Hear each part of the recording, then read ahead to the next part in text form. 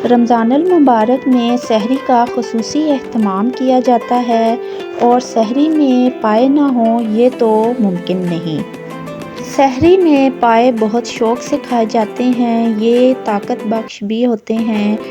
इसलिए मैं लाई हूँ आज आपके लिए स्पेशल सहरी पाए रेसिपी।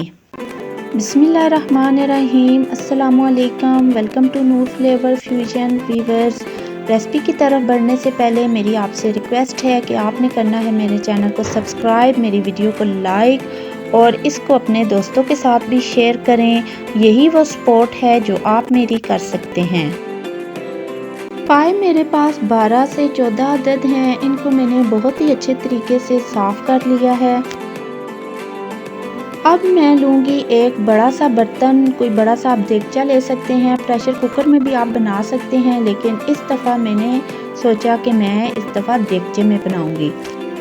ऑयल मैंने ले लिया है, तकरीबन 2 से 2.5 कप के करीब मैंने ऑयल लिया है, क्योंकि पाए में तरी का होना बहुत ज़रूरी है। तो जितना ऑयल या घी ज़्यादा होगा उतनी ही तरी अच्छी बनेगी।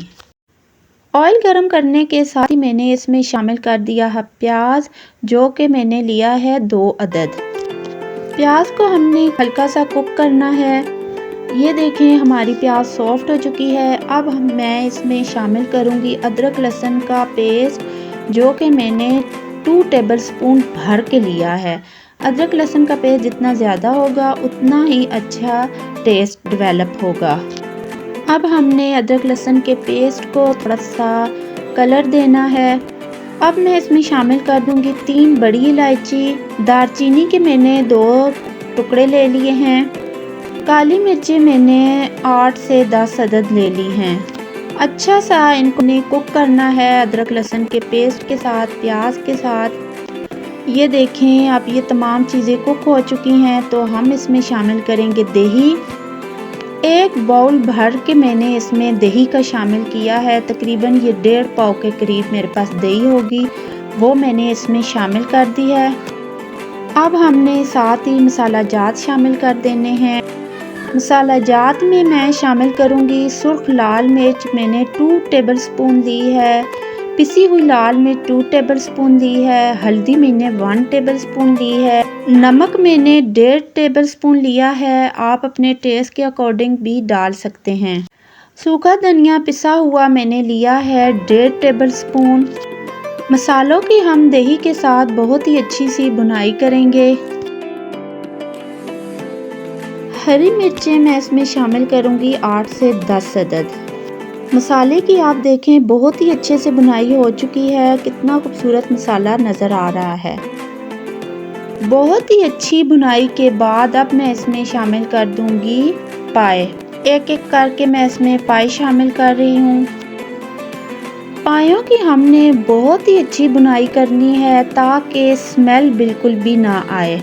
मैं जब भी पाए बनाती हूँ तो मेरे सालन में कभी स्मेल नहीं आई। आप भी इसी तरीके को फॉलो करें, इसको अच्छे तरीके से पकाएं। तकरीबन मैं 15 से 20 मिनट लेती हूँ इसके बुनाई में। अच्छी सी बुनाई होती है इसकी, तब जाके इसमें पानी शामिल होता है। ये देखें बहुत ही अच्छे से बुनाई हो चुकी है हमारे पायों की। आप लुक चेक कर सकते हैं कितनी खूबसूरत दिखाई दे रही है। अब हम इसमें शामिल करेंगे पानी। पानी इतना शामिल करूँगी मैं कि तकरीबन ये देगचा कवर हो जाए, ये भर जाए, क्योंकि स्लो फ्लेम पे हमने इसे पकाना है तो ये बहुत ही अच्छा सा बनेगा। रमज़ान में बेस्ट तरीका ये है कि हम अफ्तारी के बाद अपनी नमाज वगैरह पढ़ के, तरावी वगैरह पढ़ के अगर हम पाए चढ़ा देते हैं तो वो सहरी में बहुत ही अच्छे से तैयार हो जाते हैं। तकरीबन मैंने 2.5 से 3 लीटर पानी इसमें शामिल किया है। स्लो फ्लेम पे मैंने इसे पकने के लिए छोड़ दिया है। तकरीबन 5 से 6 घंटे इसको लगेंगे अगर आप देगचे में पका रहे हैं। कुकर में तो ये 1 घंटे के अंदर पक जाएंगे। अच्छी तरह से पकने के बाद हमारे पाए तैयार हो चुके हैं। ये देख सकते हैं आप, इनकी लुक चेक करें, हमारे पाए बहुत ही अच्छे से गल गए हैं। लास्ट में मैं इनमें गरम मसाला शामिल कर दूंगी। गार्निश के लिए आप हरी मिर्चें, अदरक आप कटी हुई यूज़ कर सकते हैं। वीवर्स, ये थी हमारे पाए की रेसिपी। उम्मीद है आपको हमारी ये रेसिपी भी बहुत पसंद आएगी। इसको बनाएं और अपनी सहरी का मज़ा दुबाला करें। मिलते हैं आपसे नेक्स्ट बहुत ही अमेजिंग रेसिपी के साथ। तब तक के लिए अल्लाह हाफिज़।